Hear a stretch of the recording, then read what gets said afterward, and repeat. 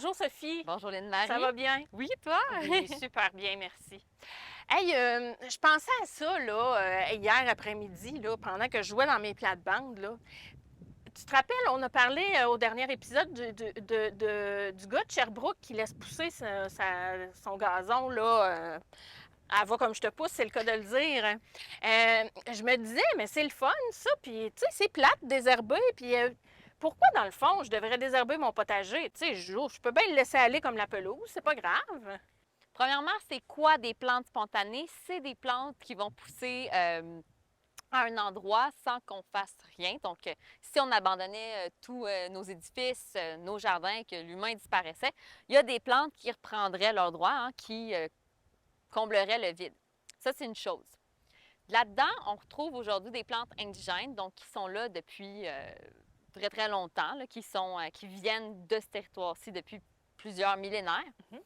Mais avec l'avènement des plantes exotiques, du fait qu'on voulait ramener des plantes dans notre jardin, avec certaines cultures qui sont cultivées un peu partout à travers la planète, on s'est retrouvé avec plusieurs plantes qui poussent naturellement dans le paysage québécois, mais qui ne proviennent pas d'ici. Donc, des plantes qui se seraient adaptées à notre climat, mais des fois, un petit peu trop comme il faut. Un peu trop bien, Oui. tellement qu'elles font la compétition aux plantes qui sont indigènes, donc qui proviennent d'ici. Ceci dit, en horticulture, on va préférer utiliser les termes plantes adventices. Donc, ce sont des plantes qui vont pousser spontanément toutes seules, qui vont arriver de l'extérieur et qui vont tomber dans nos plates-bandes. Ça, je fais une petite parenthèse en passant. Les mauvaises herbes portent rarement dans la terre pour pousser, là. Souvent, ils arrivent de l'extérieur. Les graines arrivent par le vent, charriées par les animaux, les insectes et tout ça. Donc, ils vont se retrouver dans nos plates-bandes. Ces plantes-là, qu'on appelle des plantes adventices, sont pas nécessairement toujours mauvaises. On peut en tolérer dans nos plates-bandes. Moi, je pense très rapidement à l'asclépiade, qui est une plante qu'on va vous montrer, qui est considérée par beaucoup comme une mauvaise herbe, mais qui est une plante qui, on le sait, hein, attire les papillons monarques qui vont pondre dessus, puis les chenilles vont se nourrir. Ils vont se nourrir des feuilles et ça va aider à perpétuer cette race de magnifiques papillons. Donc, voilà. Donc, ce que je disais, c'est que les plantes adventices, on va parfois pouvoir les tolérer, mais parfois on va vouloir les retirer. Mais pourquoi je voudrais les retirer de mon potager? Tout simplement parce que je vous donne un exemple, je suis agricultrice. Quand je fais un semis de carottes, les carottes sont lentes à germer, donc ça va prendre beaucoup de temps avant que je vois la pousse sortir.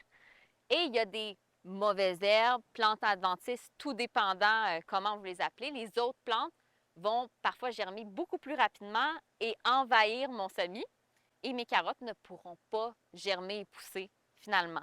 Parce qu'on s'entend que les mauvaises herbes ou plantes adventices, ce sont des plantes indigènes. Donc, elles sont spécialisées dans le terrain, dans le territoire qu'elles habitent. Si c'est une plante exotique, ça veut dire elle aussi qu'elle est bien adaptée si elle se retrouve là, donc ils vont Oui. pousser très rapidement. Cela étant dit, il y a des plantes maintenant exotiques qui se sont bien adaptées puis qui ont également des avantages.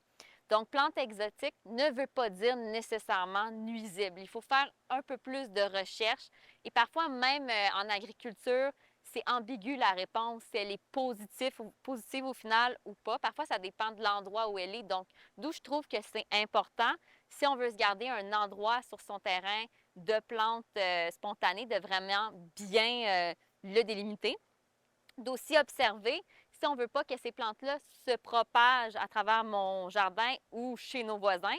Lorsqu'elles commencent à faire des semences, on peut couper ou on peut tondre ou on peut... il y a plusieurs méthodes, Rabattre. les contrôler effectivement. Euh, Quelque chose qui est intéressant, Lynne-Marie, savais-tu que des plantes ornementales peuvent être nuisibles?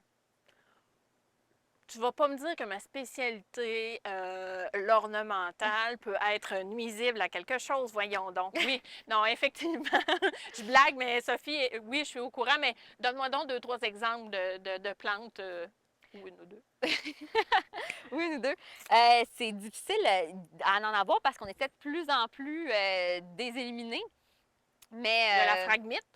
la phragmite, ouais, plus ou moins ornementale, mais quand même qu'elle avait une utilité au départ. Elle avait été introduite comme plante ornementale Ah oui, et elle s'est répandue comme traînée de poudre à travers maintenant, sur le bord des autoroutes, on ne voit plus que de la phragmite, ces espèces de grands foins, là. Vous savez, c'est une longue, longue tige, là, avec une boboule au bout, là.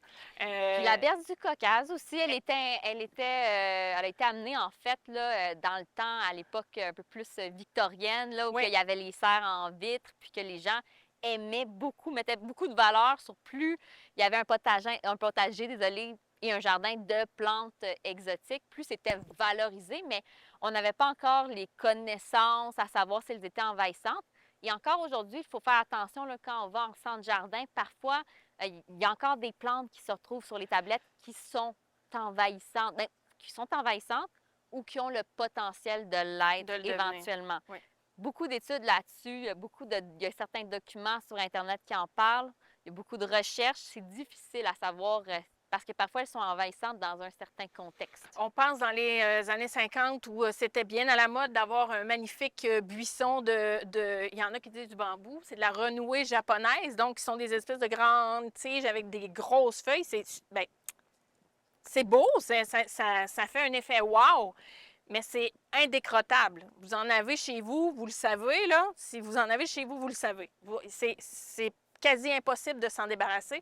Ça envahit de grands territoires et ça empêche, comme tu disais tout à l'heure, Sophie, nos plantes indigènes de pousser, de se reproduire. D'ailleurs, là, je ne parle pas de la renouée, mais je reviens sur la phragmite. La phragmite est en train de détruire nos populations de quenouilles, malheureusement.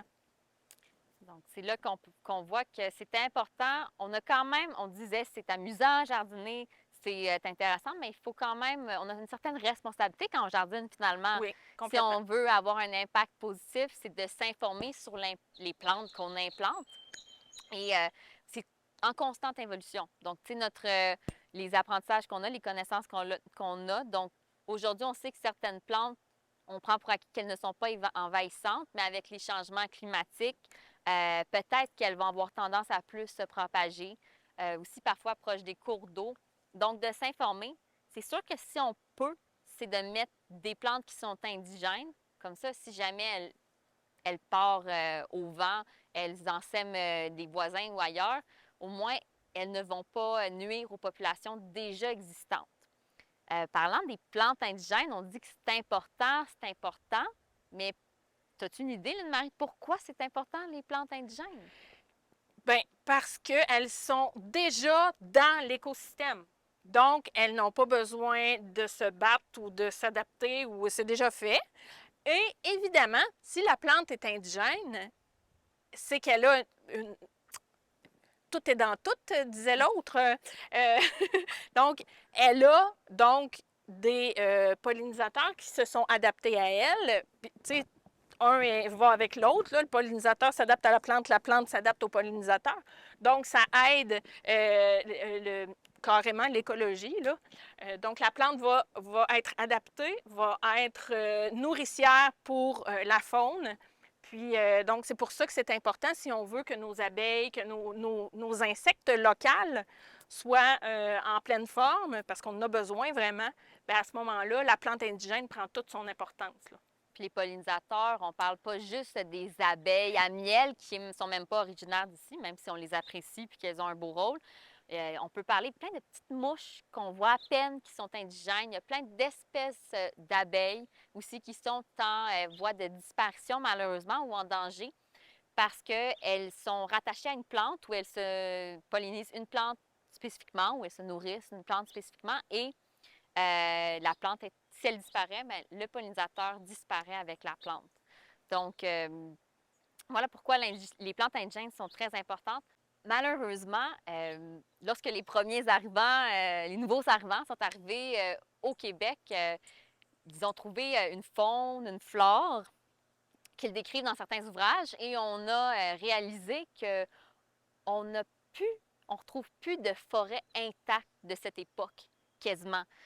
Pour dire qu'il y en a quasiment plus du tout d'écosystèmes qui n'ont pas eu d'impact de l'homme, que ce soit au niveau de l'introduction de nouvelles plantes ou s'il n'y a pas des insectes qui auraient migré, des arbres, donc des espèces qu'on a perdues ou qu'on est en train de perdre, ou des nouvelles qui ont été implantées puis qui ont pris la place.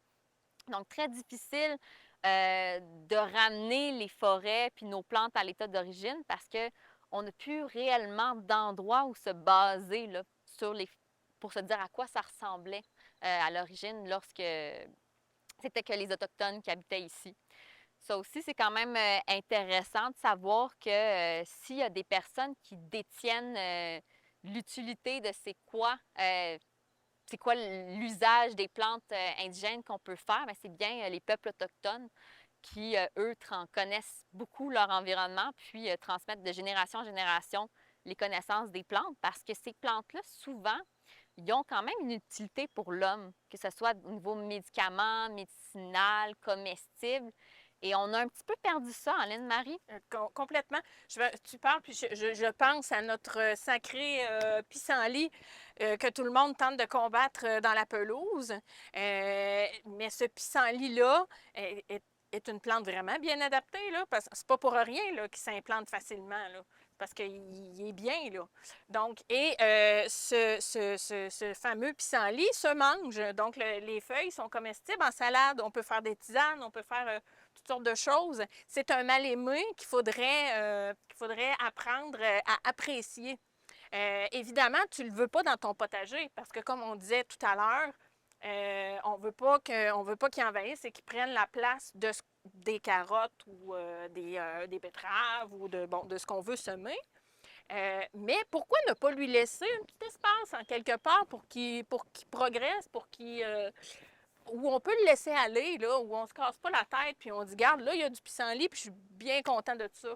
Puis si vous n'avez pas la place chez vous, si vous n'avez pas assez grand pour dire, moi, si je laisse des plantes indigènes pousser ou des plantes spontanées, ça va envahir mon potager, c'est sûr, parce qu'ils sont juste à côté, puis j'ai un petit terrain. Vous pouvez faire des projets avec l'école, avec votre communauté, puis vous l'indiquer que c'est un endroit pour les pollinisateurs, c'est un endroit pour les plantes indigènes.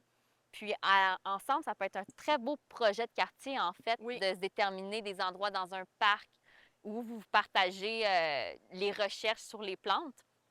Également de le clôturer, de mettre de l'information. Puis ça peut être une activité super intéressante avec les enfants pour qu'ils puissent reconnaître la flore, en fait, qui les entoure et même les insectes qu'on peut retrouver. Oui. Il y a beaucoup de plantes, c'est ça, qui sont méconnues, qu'on appelle mauvaises herbes, mais qui pourraient tellement nous être utiles dans notre quotidien, on serait gêné de les arracher. Une fois qu'on a les connaissances, on se sent mal de les retirer des plates-bandes. Là, on vous a parlé de mauvaises herbes puis de plantes qu'on aimerait retirer, mais comment on les retire? Premier outil, là, avant qu'on vous explique ce qu'on a dans les mains, c'est les gants. Hein?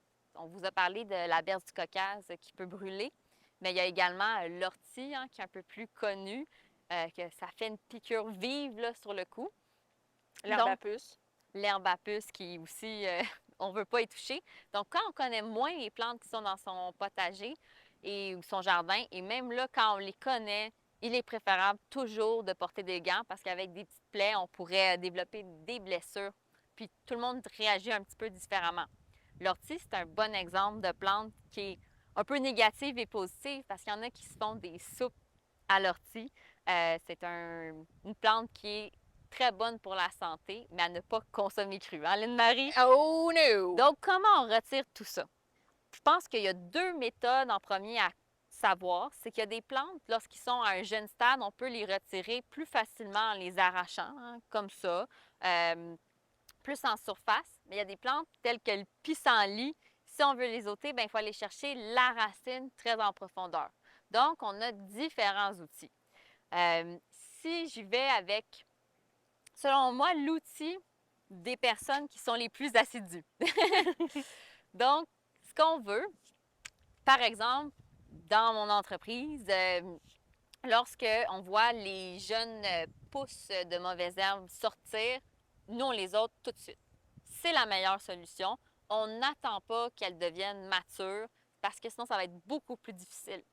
Lorsqu'elles sont jeunes, qu'elles sont immatures, puis qu'elles sont au stade fil qu'on appelle, là, qu'on peut tirer, puis c'est quasiment un fil, on peut venir tout simplement passer un genre de binette qui est un fil, en fait, qu'on appelle aussi, puis on vient la passer entre nos rangées. Ça ne va pas venir déterrer nos plants qui sont bien implantés. C'est très doux, ça vient vraiment juste faire un travail de surface. Et il y a différentes largeurs, tout dépendant la distance entre mes rangs puis entre mes plants. Donc, c'est vraiment un outil qu'on passe régulièrement, mais avec ça, on est sûr d'être à notre affaire. Puis c'est vraiment l'outil pour les gens qui sont assidus parce qu'il ne va pas venir ôter des grosses racines. Cet outil-là, on peut le trouver facilement quand même sur Internet, chez des fournisseurs québécois. Cela étant dit, entre vous et moi, facile à reproduire chez vous si vous êtes moindrement manuel, n'importe quel fil de fer que vous pliez sur un bâton que vous êtes capable de placer. On pourrait prendre un cintre. On pourrait prendre un cintre à la limite. Laissez votre imagination aller. Beaucoup d'outils, quand on peut les fabriquer chez soi, je vous encourage, ça peut faire une autre activité intéressante. Son cousin ou son grand-oncle, la binette, qui est quand même bien connue. La seule chose avec la binette, c'est que ce n'est pas nécessairement interchangeable ici et que ça va venir, c'est quand même assez large et ça peut venir vraiment gratter en profondeur. Ça pourrait déranger mes plants qui sont déjà implantés. Donc, c'est plus quelque chose que je vais passer sur le bord de mes planches, sur le bord de mon jardin, dans les allées que je veux garder propres, à des endroits où il n'y a pas nécessairement de culture, là. Donc, c'est vraiment un travail plus grossier, je dirais, puis c'est un travail beaucoup plus fin. Toi, Hélène-Marie, tu as une pelle? Oui, quand même, hein? Ça, c'est pour quand votre mauvaise herbe est rendue ça d'autre, là, puis qu'il n'y a plus rien à faire. Donc, on y va avec la pelle bêche comme ça. Oui, vraiment pour le gros ouvrage, pour déplacer des végétaux, tout ça. Voilà. Mais quand on veut y aller plus dans la plate-bande ordinaire, là, on va y aller avec des petits outils comme ça. Ici, moi j'appelle ça un 3 doigts. Ma main ou mon 3 doigts. Donc, ma main ici, elle va venir vraiment déplacer la terre. Ça va aller bien pour une surface qui a déjà été brassée auparavant, puis que c'est des petites pousses là, qui reviennent. Cet outil-là aussi va être utile là, pour aller jouer autour de plants déjà implantés ou dans du paillis aussi, ça va très bien parce que tu fais juste comme déplacer le paillis un petit peu, puis tu tires, puis ça sort tout seul. C'est facile, facile, facile, facile. Quand c'est un petit peu plus gros, hein, il y a des fois, là, ça fait plus longtemps qu'on n'a pas eu le temps de le faire. On est parti en vacances au camping avec les enfants. Fait que les mauvaises herbes sont rendues plus gros. On va y aller avec cette petite pelle, donc qui va pouvoir venir aller vraiment en profondeur. Ça, c'est pratique aussi pour implanter des végétaux, là, planter des bulbes ou n'importe quoi. Donc, on va y aller vraiment le long de la racine, du système racinaire, puis on va donner un petit coup comme ça, puis ça va, puis-je dire, lousser la terre, ça va l'ameublir. Donc, le mauvais herbe va venir tout seul. Et on a notre fameux arrache-pissenlit. Lui, ça va être vraiment pratique quand on va avoir un système racinaire qui va être pivotant. Donc, pivotant, là, pour ceux qui ne savent pas ce que c'est, une carotte, c'est un système racinaire pivotant. Donc, c'est un pivot, c'est une grosse tige. Les pissenlits, c'est exactement ça, c'est pivotant.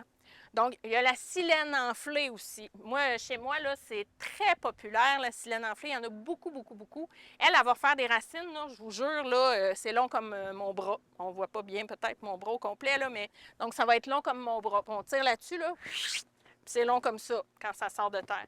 Bien, ça prend l'arrache-pissenlit. Donc, on va venir piquer à côté du plant de silène, puis on va venir... Moi, je fais ça comme ça autour du plant, là, comme ça. Et là, on tire et ça sort tout seul. Parce que si on laisse ça du système racinaire dans la terre, elle va repartir, la plante. C'est vraiment coriace. Donc, le pissenlit, c'est la même affaire. Si on n'enlève pas tout le pivot, il va repousser, c'est certain, certain. Donc, ça nous prend vraiment un outil qui va aller en profondeur. On va vraiment entrer profondément. On ameublit la terre autour et on tire. Donc, ça, c'est vraiment... et on jette dans le compost. Donc, voilà. Fait que ça va être vraiment... C'est le petit kit de base là, de tout jardinier amateur. Voilà. Donc, pour ce segment-ci, ce qu'on a décidé de faire, c'était de vous montrer comment arracher les mauvaises herbes de manière convenable pour éviter qu'elles ne reviennent à perpétuité. Voilà, tout simplement. Donc, ce qu'on va faire, c'est que je vais vous montrer plusieurs stades de développement, puis je vais... en fait, ici, là, on est dans une plate-bande à l'École d'agriculture de Nicolet. Et ils nous l'ont laissé pas arrangé pour les besoins de la cause. Voilà. Nous avons plusieurs exemplaires de mauvaises herbes ici. On a le laitron des champs qui est bien mature, bien fleuri, qui est ici. On a l'asclépiade aussi, que nous, on appelait, quand j'étais petite, cochon de lait. Et on m'a dit qu'il y a des gens qui appelaient ça des moutons aussi. Voilà. Et ensuite de ça, on a ici, par en arrière, et on en a d'autres derrière toi, chère Sophie, on a ici de la belle Vesse Jargeau. Celle-là, là, quand elle attrape une plante ornementale, là, elle fait dire beaucoup de mots mauvais. Voilà. Pour désherber convenablement, évidemment, on enlève tous les petits bébés là, qui se trouvent au-devant. Ça, c'est des petites plantes là, minuscules. Là. Écoutez, vous avez juste à tirer un petit coup, là, puis ça vient tout seul. Là. Je veux dire, le système racinaire, là, c'est pas développé bien. Ici, on a ton laitron plus jeune. Oui, on a mon bébé laitron qui est là. Ici, on a toute sa fratrie. Donc, on a son ami un petit peu plus vieux. Puis là, regardez-moi ça, là, le beau système racinaire. Voyez-vous ça, ça court, là. Donc, on a une racine pivotante, puis on a ici une petite racine secondaire là, qui va aller faire des nouveaux amis comme ça, qui vont pousser. Sûrement que ceux-là sont tous interreliés ensemble. Là. Fait que si on creuse en dessous, là, on va trouver que c'est tous des amis qui se tiennent ensemble. En dessous, en cachette. Donc, ce qui est important de faire, c'est d'aller retirer, évidemment, regardez, c'est clair comme de l'eau de roche, là, que je tire dessus, puis s'il s'en va par là, là, il va rejoindre ses amis. Donc, si je veux désherber convenablement, il faut que j'en enlève le plus possible de ce système racinaire-là. Là, il se tire bien, mais... Oui, il se tire bien. Pourquoi il se tire bien? Parce que il y a beaucoup de paillis qui a été mis ici avec le temps. Chaque année, on en rajoute. Donc, ça fait que le sol est vraiment plus meuble et c'est beaucoup plus facile d'aller retirer les systèmes racinaires. Là. Sinon, la griffe peut être un bon outil. Oui, la griffe peut être un très bon outil. Donc, ici, on a un petit mauvais herbe vraiment mini rikiki. Donc, pour aller l'enlever, là, j'ai juste à secouer légèrement le sol. Tiens, bravo Sophie, tu fais bien ça. Comme une pro. Comme une pro. Donc, voilà. Les mauvaises herbes, à ce moment-là, vont s'enlever facilement là, avec la petite main ici. Là. Ici, est-ce qu'on les enlève, nos asclépiades? Bon, débat de société. Grand débat de société. Là, présentement, dans la plate-bande, elles ne nuisent pas nécessairement à quelqu'un d'autre.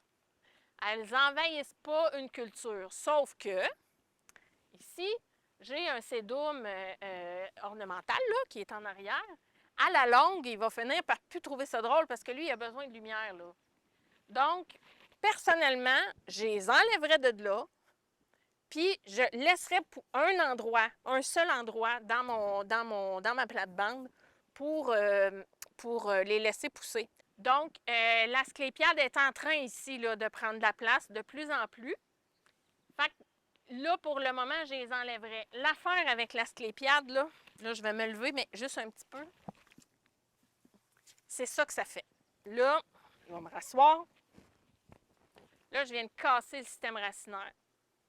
Donc, elle n'est pas morte. Elle n'est pas morte. Elle va repousser, elle va renaître de ses cendres. Donc, elle s'est vraiment cassée quand j'ai tiré dessus. Ça, c'est comme un truc que l'Asclépiade a développé avec le temps. Mon laitron, donc je continue à enlever les individus, à les retirer allègrement, facilement. C'est quand même simple, vu qu'il y avait du Paillis. il y avait du paillis. Là, ici, là, ça c'est le... Hey, regardez ça, les belles racines. C'est quand même satisfaisant désherber. Parce que quand on retire un bon bout de racine, là, on fait comme... Ah, ça fait du bien, tout ça ne repoussera pas. Mais lorsqu'une année, on fait un bon désherbage, c'est efficace pour l'année d'après. Effectivement. Car si, mettons, je laisse une plate-bande envahie des mauvaises herbes, il y a beaucoup de mauvaises herbes qui vont se ressemer ou les vivaces vont grossir l'année d'après et ça va être pire l'année d'après. Donc, quand une année, on garde une plate-bande propre, l'année d'après, habituellement, c'est beaucoup plus propre. C'est beaucoup plus propre, oui, d'une année à l'autre. Là, ici, on voit que la plante est en fleur, mais elle n'est pas en graines. Contrairement à celle qui est juste en arrière de toi, Sophie, là. Celle-là, oui. Merci beaucoup. Donc, elle, là, voyez-vous, ça fait un peu comme un pissenlit, là. Donc, les petites semences, là, regardez ça, moi, les ai envoyées dans la nature. Là, ils vont s'en aller, puis ils vont aller se semer ailleurs. Puis là, si c'était dans votre plate-bande, cette belle plante, puis que là, les graines s'en vont chez votre voisin, là, laissez-moi vous dire que ça fait de la chicane de clôture, ça. Donc, c'est important de les retirer. Si vous les gardez, au moins enlevez-les avant que... Enlevez-les avant qu'il y ait de la graine dedans. Ou couper la tête. Ou... Hey, on a une belle collection de pucerons ici, c'est magnifique. Oh, des beaux petits pucerons rouges. Magnifique. Effectivement. Donc, l'asclépiade, vous voyez, est spécialement conçue pour casser quand on tire dessus. Là, qu'est-ce que je peux faire d'autre d'abord? C'est que je vais aller avec ma petite pelle. Quand tu l'enlèves, tu la casses, ça fait du latex. Oui, ça fait un petit latex. Donc, je vais essayer d'aller... Puis c'est ce latex-là qui fait que les monarques sont en fait non comestibles pour les oiseaux, qui sont indigestes. Donc, un petit fait intéressant. Regarde, elle va aller rejoindre son ami. Oups! Donc, la racine, quand ça arrive, on vient retirer la racine quand même. Regardez ça. Là, je suis arrivée au bout parce que, ben là, il y a une petite branche ici qui... Mais là, je suis arrivée au bout. C'est une très grosse racine. Dans les cultures, on ne veut pas retrouver ça là, au travers de son champ de carottes. Dans ce contexte-là, il est imaginez tout ce que ça pompe comme nutriments, ça, cette belle racine-là. Votre petite carotte au travers de ça, elle fait pitié, là, pas de bon sens. Donc, voilà. Sinon, peut-être une dernière plante dont on pouvait présenter pour faire du pouce sur les plantes indicatrices. On a ici la chicorée sauvage, qui ici là est en train de faner, mais qui fait des belles fleurs mauves, bleues, tout dépendant de comment vous la voyez. C'est une plante indicatrice des sols pauvres, en fait. On la retrouve beaucoup sur les bords des routes, mais quand même à certains endroits. Une belle plante gratuite pour décorer votre jardin si jamais elle pousse. Elle tient bien en fleurs coupées aussi, en passant, si jamais vous voulez faire un bouquet avec. Arraché comme ça, c'est sûr que c'est moins l'idéal, mais en fleurs coupées, effectivement, très belle. Donc, on voit aussi qu'on a des belles fleurs sauvages au Québec. Absolument, complètement. Donc, voilà, si jamais vous avez des questions à propos du désherbage, si je n'ai pas été claire sur quelque chose, écrivez-nous. Vous pouvez poser des questions à Sophie aussi sur votre potager. Elle est vraiment quand même assez bonne, pas pire, hein? Genre, elle fait ça dans la vie. Donc, vous pouvez nous envoyer les questions sur la page Facebook de Télécœur. Ça va nous faire vraiment plaisir de répondre à vos questions.